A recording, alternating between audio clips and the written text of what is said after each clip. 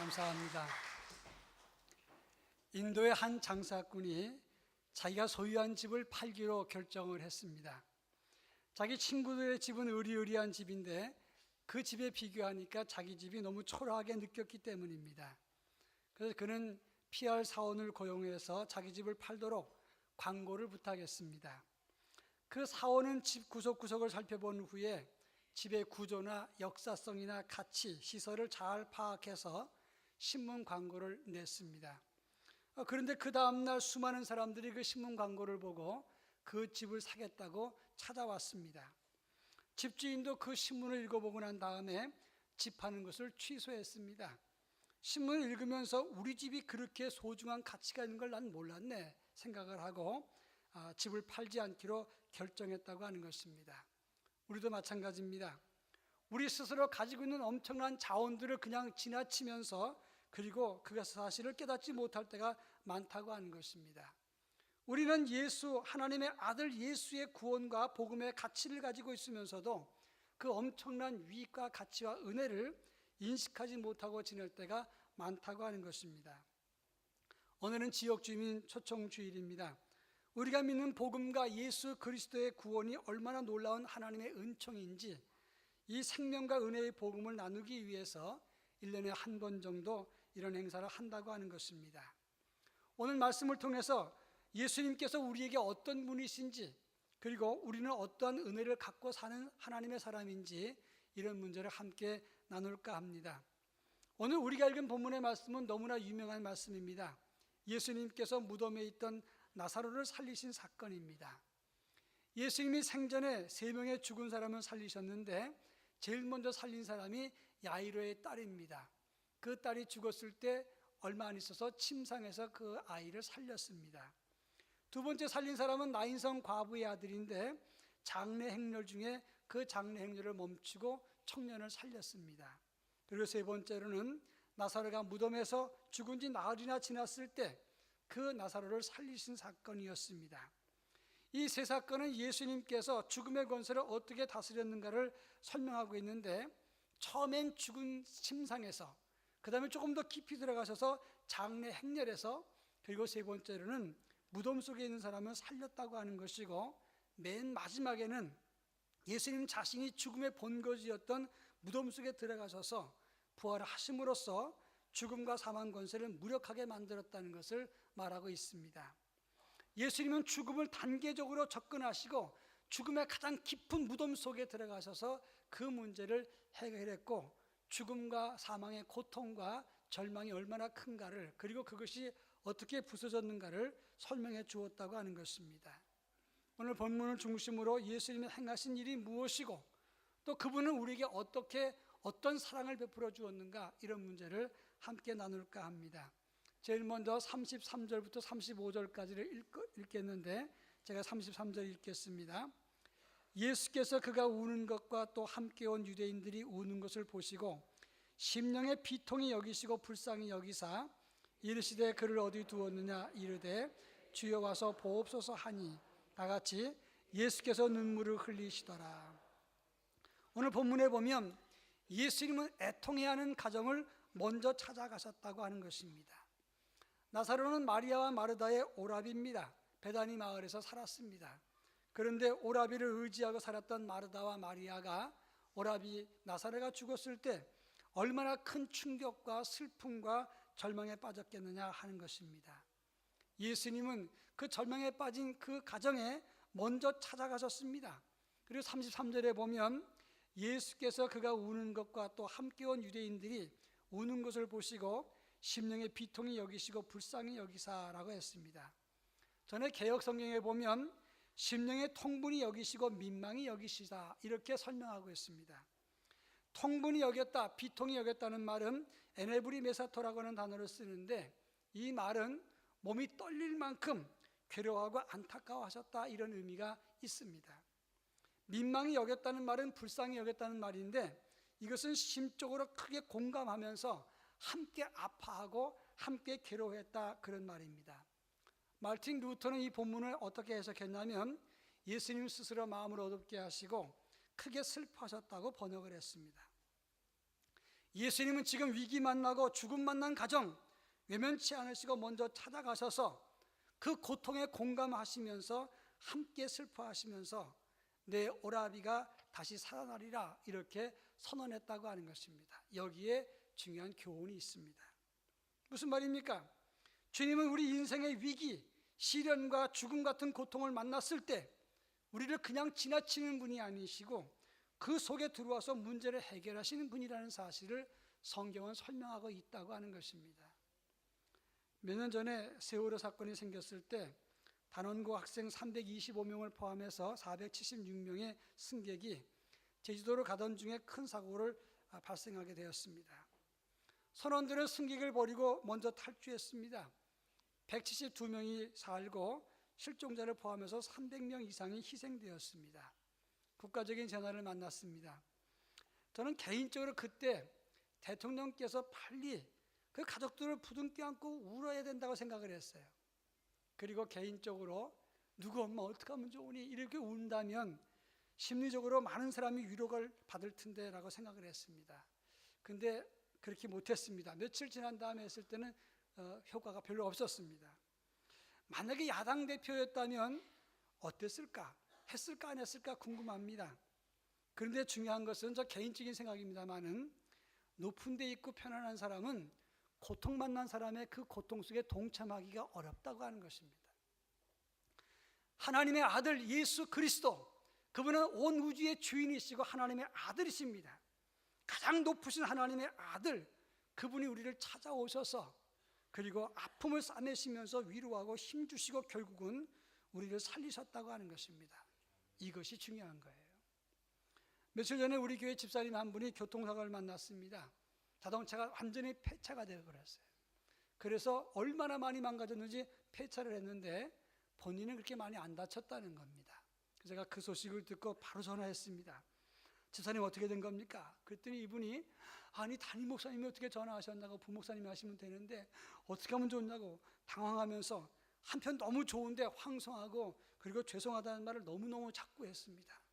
아니 담임 목사가 뭔데 담임 목사가 전화하면 되는 건데 그러니까 제가 신방하겠습니다. 그랬더니 아니 목사님 오시지 말고요. 바쁘시고 힘드신데 오시지 마시고 그냥 부목사님 보내시고 저 안 오셔도 됩니다. 어제도 또 전화했더니 또 전화하셨습니까? 막 그래요. 제가 몸둘 바를 모르겠더라고요. 담임 목사님 계급이 제일 높은 것도 아닌데 그런데 전화 받고는 그렇게 어려워하시는 겁니다. 여러분, 예수님이 누구십니까? 담임 목사님이 아닙니다. 하나님의 아들이시고 가장 존귀하시고 높으신 우주의 주인이십니다. 그분이 어떻게 하셨습니까? 요한복음 5장에 보면 38년 된 병자, 베데스다 연못가에서 희망이 없어 죽어가던 버려진 환자를 찾아가셔서 내가 낫고자 하느냐 말씀하시면서 그를 낫게 하신 것이 바로 예수님이셨어요. 요한복음 20장에 보면 예수님 부활하신 것을 믿지 않던 도마, 그 도마를 2번이나 찾아가셔서 나를 만져보고 믿는 자가 되라고 말씀하셨습니다. 요한복음 21장에 보면 예수님을 3번이나 부인했던 베드로, 그 배신자 베드로를 찾아가셔서 내가 나를 사랑하느냐 3번 물으셨습니다. 왜 3번 물으셨을까요? 3번 부인했기 때문에 3번 물으심으로 탕감시켰다고 생각을 합니다. 그리고 내 양을 치라, 내 양을 먹이라, 내 양을 치라 부탁하셨습니다. 불치의 병에 쓸모없는 인생에게 찾아가신 예수님, 자기를 믿지 못하는 불신 제자에게 찾아가셔서 나를 보고 믿으라 말씀하셨던 주님, 자기를 3번이나 부인했던 배신자 베드로에게도 먼저 찾아오신 주님, 그 주님이 지금 오늘 우리를 찾아오셔서 염려하지 마라, 두려워하지 마라, 애통하지 마라, 내가 너와 함께 있겠노라, 내가 너를 도우리라, 내가 너를 지키리라 말씀하고 있다는 사실을 기억하시기를 축원합니다. 스티븐 브라운이 쓴 당신의 끝은 하나님의 시작입니다 라는 책에 나오는 글입니다. 이 그분의 동생 론이 심장마비로 40대에 죽었습니다. 인기가 있는 공무원이었고 뛰어난 지방 검사였고 좋은 아버지고 자기의 좋은 친구였어요. 동생이 죽으니까 큰 충격을 받고 마음이 아팠습니다. 장례 치르고 한 3주쯤 지난 다음에 어머니를 만나러 갔다가 그 동네 론의 공동묘지에 찾아가서 무덤을 보고 싶어 했습니다. 그런데 아직 비석이 만들어지지 않았는데 너무 춥고 비 오는 늦은 겨울이었습니다. 그 지역의 다른 사람들도 매장을 했기 때문에 누구 무덤인지를 알 수가 없었어요. 그래서 이 브라운슨이 말하기를 혼자 흐느끼면서, 하나님, 이번 달은 제 생애 가장 힘든 한 달입니다. 이제는 제 동생의 무덤도 찾지 못하는군요. 그리고 슬퍼서 우는데 그 순간에 하나님의 음성이 들렸습니다. 어찌하여 산 자를 죽은 자 가운데 찾느냐. 그 하나님의 음성을 듣고 예수님의 임재를 느꼈답니다. 그리고 슬픔 가운데 나를 찾아오신 주님을 만나게 된 겁니다. 그 이후에 말씀의 위로와 구원, 이 확신을 가지고 그 다음에는 그 동생 무덤에 찾아가지 않았습니다. 동생 론이 죽은 후에 장인도 곧 세상을 떠나서 슬픔이 2배가 되었는데, 그때 하나님은 나를 찾아오셔서 하나님의 손으로 우리를 슬픔과 어려움을 극복하게 했습니다. 그리고 하나님의 위로를 받았습니다. 이런 글을 제가 보고 마음에 감동을 받았습니다. 그렇습니다. 우리 인생은 수많은 위기와 역경 속에 살아갑니다. 그런데 그 위기의 순간 우리는 혼자가 아닙니다. 찬송가 549장에 보면 내 주여 뜻대로 행하시옵소서, 큰 근심 중에서 낙심케 마소서, 주님도 때로는 울기도 하셨네, 날 주관하셔서 뜻대로 하소서. 주님은 나를 위해서 울기도 하시고 곁에 계셔서 공감하시고 함께 슬퍼하고 붙잡고 도우시는 그 주님이 우리를 찾아오신다고 하는 것입니다. 나를 찾아오신 그 주님을 만날 때 나를 만져주시고 나를 만드신 주님을 체험할 수 있고 그 슬픔을 극복할 수 있고 위로받을 수 있다는 사실을 믿으시기를 바랍니다. 그런가 하면 오늘 본문 44절에 보면 그 예수님은 배로동인 우리를 풀어놓으시는 분이라는 것을 설명하고 있습니다. 44절 말씀을 다 같이 한번 읽어보겠습니다. 죽은 자가 수족을 배로 동인 채로 나오는데 그 얼굴은 수건에 쌓였더라. 예수께서 이르시되 풀어놓아 다니게 하라 하시니라.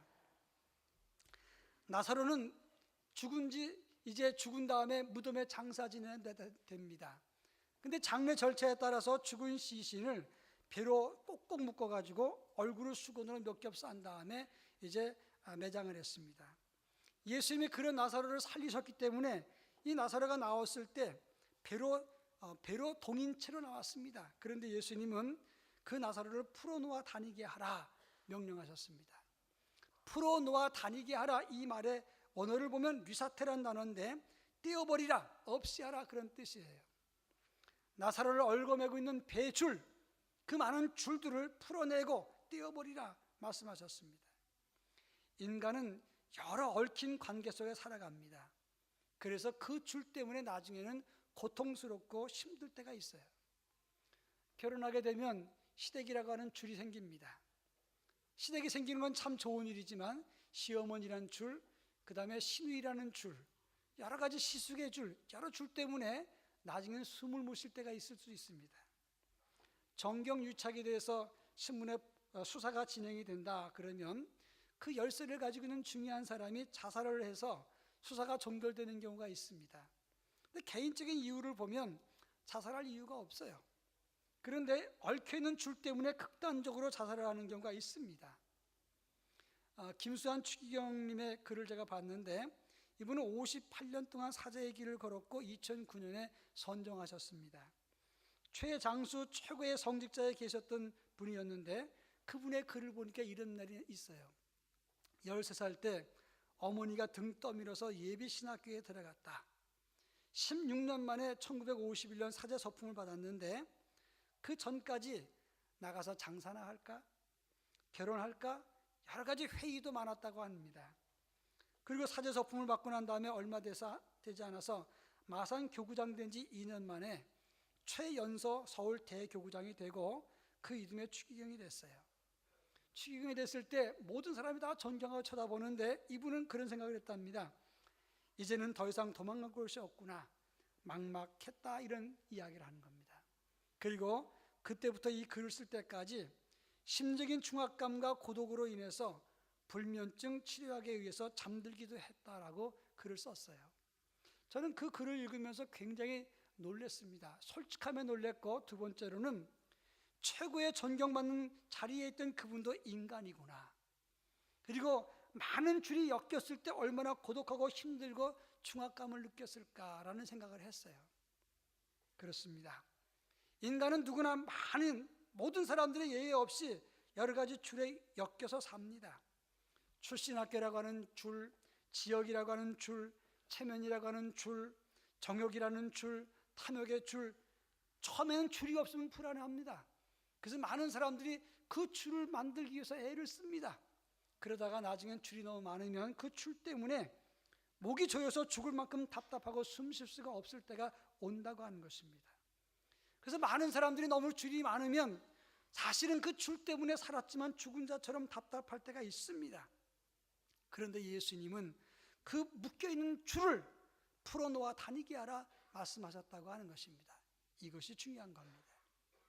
국민일보 겨자씨에 나온 글이었는데 한 젊은이가 지혜자를 만났습니다. 지혜자가 말합니다.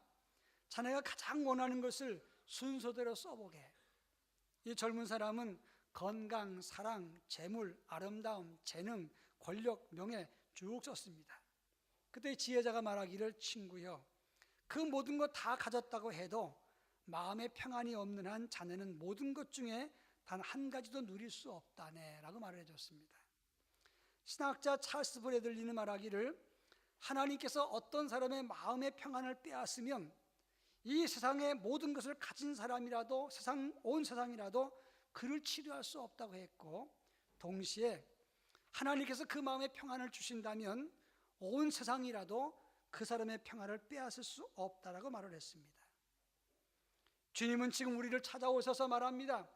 거짓된 자아의 줄, 사회적인 신분과 가면과 연줄의 줄, 이 줄에 얽혀서 외롭고 힘들어 말 못하는 우리의 줄을 끊어라, 끊어 다니게 하라 말씀하신다고 하는 것입니다. 요한복음 4장에 보면 수가성 여인이 남편이 5이나 있었습니다. 지금 남편도 자기 남편이 아닙니다. 남편이 여럿 있었어도 목마름과 허전함과 고독함이 가득했습니다. 그런데 그 여인에게 예수님은 생수가 되셔서 그 인생의 모든 줄과 불행에서 그 여인을 자유케 했습니다. 그렇습니다. 우리도 예수를 제대로 만나면 이 얽힌 줄에서 자유할 수 있음을 믿으시길 바랍니다. 그리고 얽혀서 숨쉬지 못할 때 예수님을 통해서 그 줄을 끊고 새로운 희망에 그리고 새로운 숨을 쉴 수 있기를 주의 이름으로 축원합니다. 마지막 세 번째 보면 39절 말씀인데, 예수님은 죽은 지 나흘 되어 썩은 냄새나는 사람을 살리셨다고 했습니다. 39절 말씀을 다 같이 한번 읽어보겠습니다.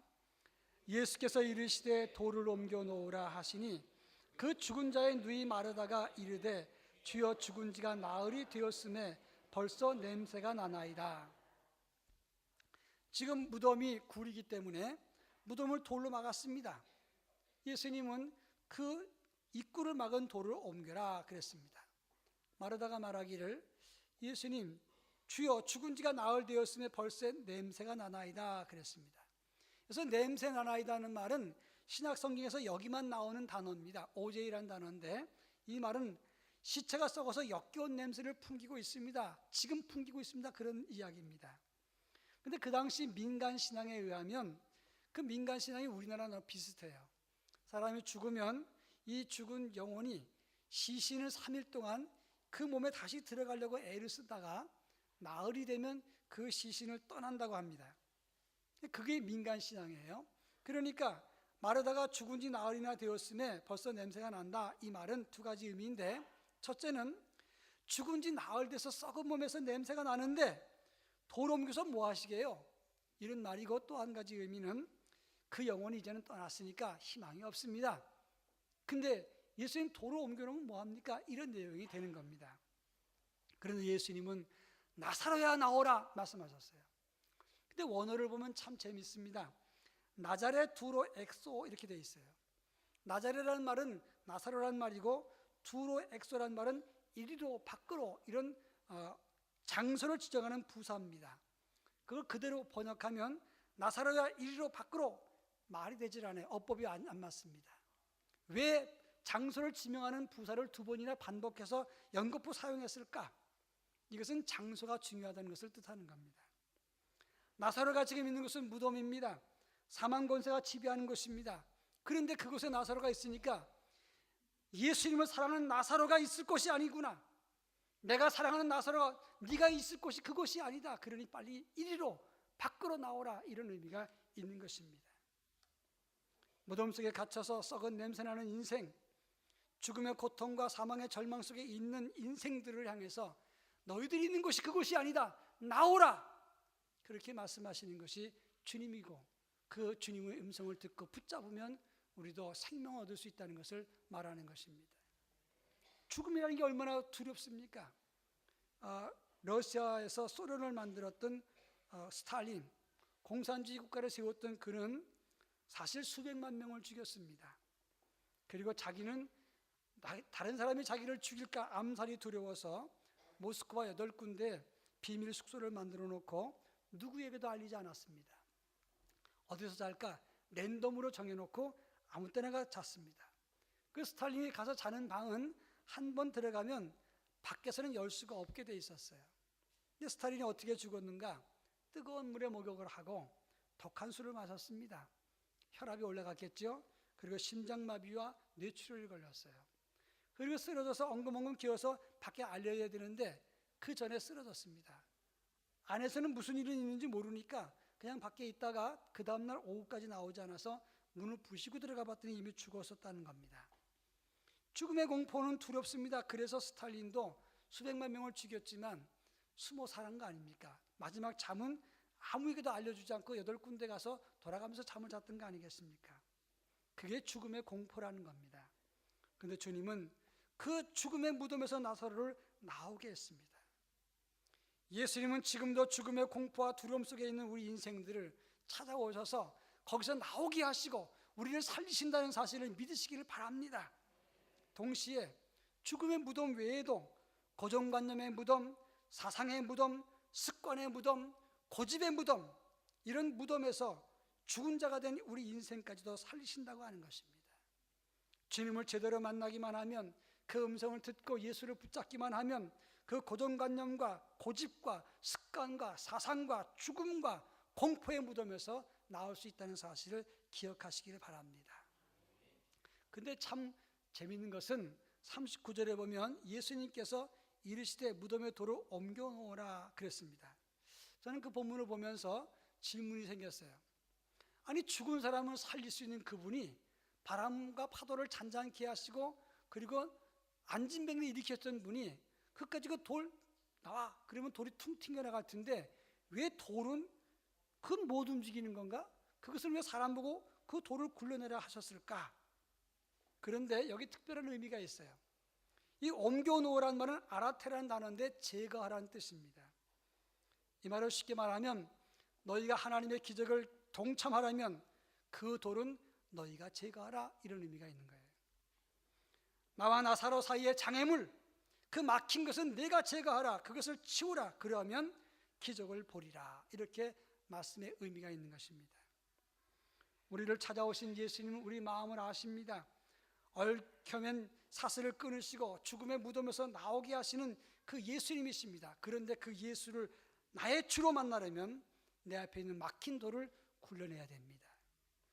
예수 만나는 것을 방해하는 게으름과 불신과 세상적인 욕심, 인간적인 생각, 이것을 버려야 나를 찾아오시고 기적을 베푸시고 생명을 주시는 예수를 만날 수 있다고 하는 것입니다. 어떤 할머니가 집 앞에서 집 앞 골목에서 바늘을 찾고 있습니다. 손주들이 들어오다가 그것을 보고 할머니 뭘 찾으세요? 바늘을 찾는다. 함께 찾았습니다. 아무리 찾아도 없어요. 그런데 할머니 어디쯤에 떨어뜨리는지 말씀해 주시면 그럼 우리가 더 찾는 데 도움이 되겠어요. 바늘은 집안 방 안에서 잃어버렸다. 근데 왜 여기서 찾으세요? 방 안은 어둡고 여기는 밝으니까 여기서 찾지. 할머니 그게 무슨 소리예요? 어리석게. 할머니가 이 손자들 보고 그랬습니다. 그게 어리석으냐? 예, 어리석죠. 그때 한 말이, 할머니 이렇게 말했습니다. 진리는 멀리 있지 않는데 왜 너희는 밖에서 진리를 찾느냐? 왜 밖에서 그렇게 분주하냐? 이렇게 얘기를 했습니다. 그렇습니다. 진리는 멀리 있지 않습니다. 내가 그처럼 사랑하는 돈에 있지도 않고 명예에 있지도 않고 계급에 있지도 않고 바로 내 앞에 나를 찾아오신 예수님이 진리시고 그분이 내 인생의 안내자가 되시고 생명과 부활이 되신다고 하는 사실입니다. 우리가 제대로 예수를 만나기만 하면 그분은 나의 생명 되십니다. 내 인생의 문제를 해결하십니다. 나의 고통에 참여하십니다. 내 모든 줄을 끊어주십니다. 예수를 만나고 붙잡아서 나사로처럼 무덤에서 나오고 새로운 생명의 힘을 얻는 하나님의 거룩한 자녀가 되기를 주의 이름으로 축원합니다.